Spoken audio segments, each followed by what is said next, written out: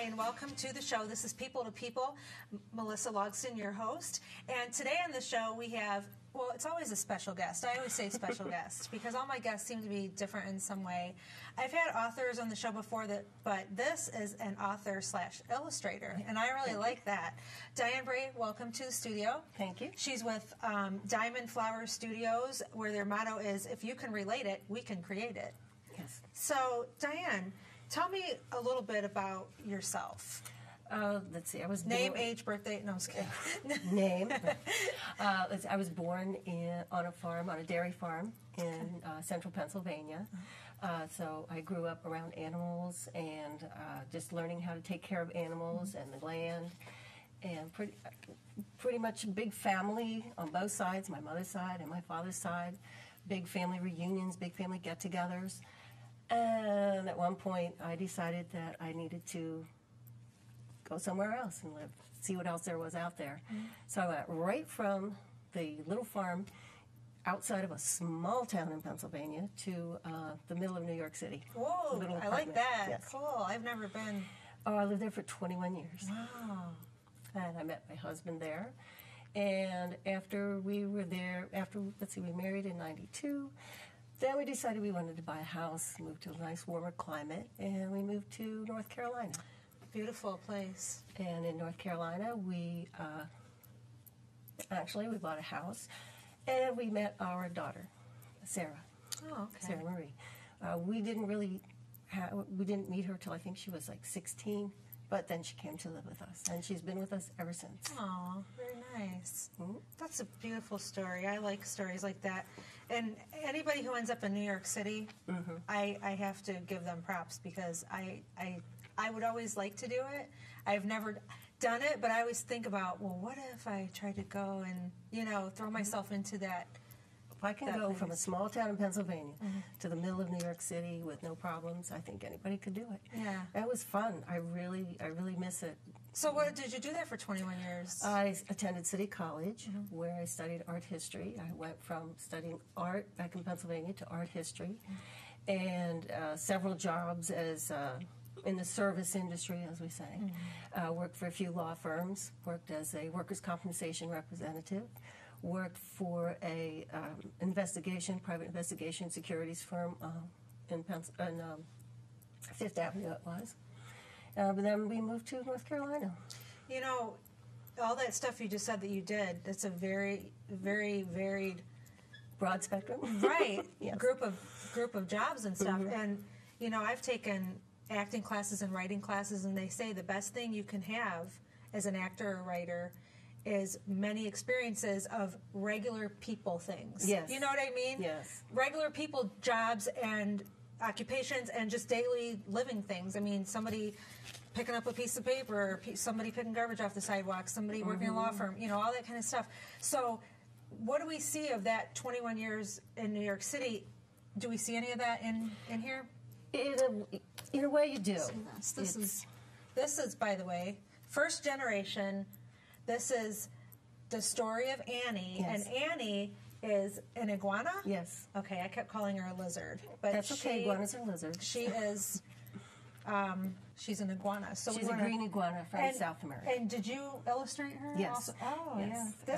This is really nice so this is a children's... It's a children's CD. It's fully orchestrated. It has several different music types on there, everything from things that sound classical to reggae, just a lot of different styles of music for each chapter. How long is this CD? I believe it's a 57-minute CD. So this is just voice and music. Voice and music. It's nothing visual. No, this is it's just a CD. Okay. So this is basically like book on tape. Yes. But more exciting for children. That's really cool. Because it does have the music to it. And I printed off some stuff off your website earlier today, and I always love pictures of people in a studio. Yes. We have pictures of... this is you. Yes, recording. And is this the Diamond Bray? That's the Diamond Flower Studio. Oh, Diamond Flower Studios. And you look like you're putting your all into it, yes. and trying to this This is Diane at Yes, that's me. the Diamond Flower. Now, Diamond Flower Studio in the sound booth. Is that owned by you and your husband, or just how do you do that? Are you the only owners? Yes, we are. So it's a No one small, else small business. Yes, but I was told to when I was reading the book to read it as though I was reading it to my 2 young nephews, Right. Jacob and Benjamin. So that's what I'm doing. I'm reading to Jacob and Benjamin. It's not as easy to do as some people think, because I've done it. It isn't. Yeah. It isn't. I was very surprised. Right. But it's a lot of fun. Let's see this here. There are 16 tracks. Intro in Chapter 1, Meet an Iguana. And then we have the plane ride, the truck adventure, overcoming fear, the stranger, the big man and the lady with the red hair. So really cool stuff for kids. And I think stuff like this is really important for young children to develop their imaginations. And because my one sister has the minivan with the TV, and they watch their little movies, and that's good. But they also have CDs, but they're all just music. Right. They're not like this, where it'd be like a book more like a book on tape. So I'll have to get a copy and see what tested on them. It's available at CD Baby, or you can download it from iTunes, or just about Amazon, any place where you can download any kind of music. It's there. Who is Annie to you? Annie to me, well, Was she a kid, a person? Annie to me is the name. Annie is actually the name of my great-great-grandmother, who was first generation from Ireland. I'm actually 3rd generation Welsh, 4th generation Irish, and that's her name. Okay. And so sort of some of it's dealing with the changes, the stories that I heard as a young child, different changes that she had to deal with, and not seeing her family anymore, because back then you didn't travel back and forth like you do now. So that's kind of who Annie is. It started out as a way to teach people that you just don't take a pet like an iguana and without doing research first, knowing what's involved in taking care of it, because we had a lot of iguanas that we took in as rescues. Annie looks pretty large. Annie is large. And I don't know if they the can... The picture of Annie comes from an iguana that we had raised from a baby.